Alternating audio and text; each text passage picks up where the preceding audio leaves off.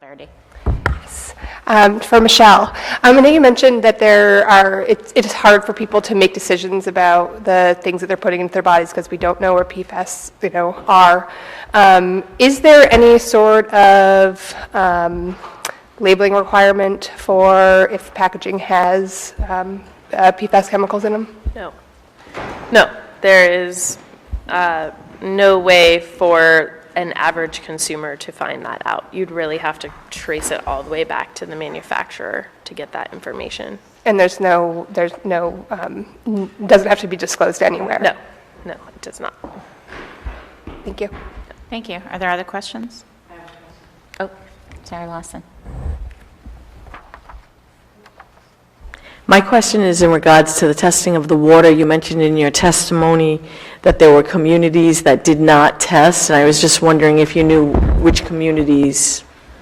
Sure, and I believe there are people here from the Department of Health who are going to testify who can give more detail on this, but from my understanding, there have been a few waves of testing, and they've prioritized the largest systems first and places where they think it's more likely to be found, and that there are still some smaller water systems that haven't been tested.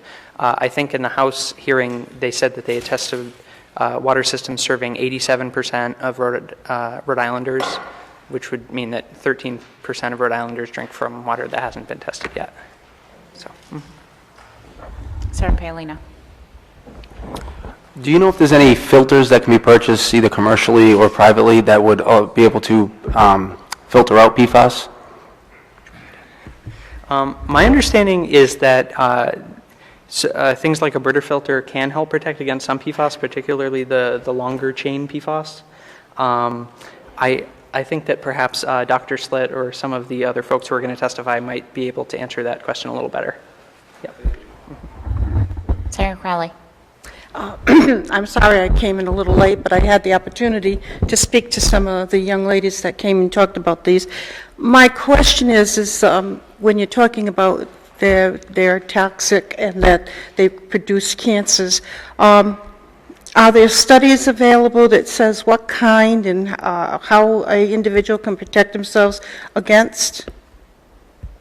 Well, there are definitely studies out there that show what kinds of health effects there are from PFAS, and we do have someone, Dr. Slitt's going to testify and go into more detail about the health effects of PFAS. In terms of protecting ourselves from PFAS, that's why we're here.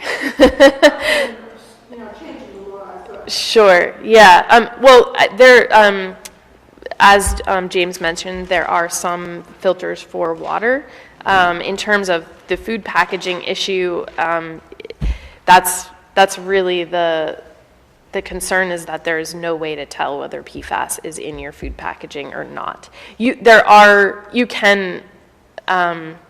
could infer that it might be there based on the type of food packaging, just the kind that has like a slick surface where something, to keep something from sticking, then you could think that that might be PFAS, but it might also be a benign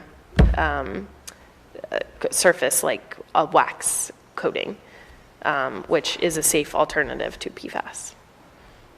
Just one more follow-up question on that. Is there any requirement in federal law or with the FDA or any of that requires that certain items that are used in packaging could be, are there any prohibitions or something I could read, say, oh, and I'm going to buy that, or no? No. The FDA, they have kind of a process of, you can submit your packaging for to be certified, but if they don't respond to that certification within, I believe I think it's something like 6 months, then you can go ahead and use the packaging, even though they didn't actually do the study. So their process is really ineffective at protecting people. Thank you. Thank you. Are there any other questions?